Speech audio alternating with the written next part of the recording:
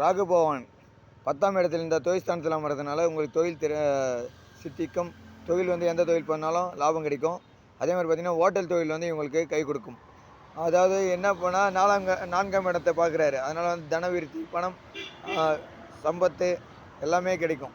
சரிங்களா? 11வது இடம் 11ஆம் இடத்துல இருக்கும்போது விபரீத ராஜயோகம் கிடைக்கும். ஏன்னா லாபஸ்தானத்தில் அவர் இருக்கிறதுனால நேராக வந்து யாரை பார்ப்போம், பூர்வ புண்ணியத்தை பார்ப்பார். அதனால் வந்து அங்கே எந்த கிரகம் இருந்தாலும் அதில் பாதி கொடுப்பார். அதனால் வந்து அது பார்த்திங்கன்னா உங்களுக்கு நல்லது தான். 11ஆம் இடத்துல எந்த கிரகம் இருந்தாலும் நல்லது தான் செய்யும். எந்த விதத்துலேயே ஒரு ஜீவனாம்சம் அவங்களுக்கு ஓடிக்கிட்டே தான் இருக்கும். இது வந்து 11ஆம் இடத்துல ராகு இருக்கிறது சிறப்பு.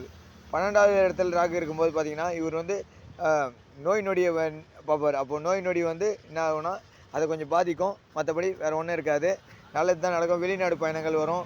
அதுக்கடுத்து கடல் பயணங்கள், சுற்றுலா போவாங்க, அடிக்கடி ட்ராவலிங்கில் இருப்பாங்க. இந்த மாதிரி விஷயம்லாம் நடக்கும். நன்றி, வணக்கம். நம்ம சேனல் லைக் பண்ணுங்கள், கமெண்ட் பண்ணுங்கள், சப்போர்ட் பண்ணுங்கள். நன்றி, வணக்கம்.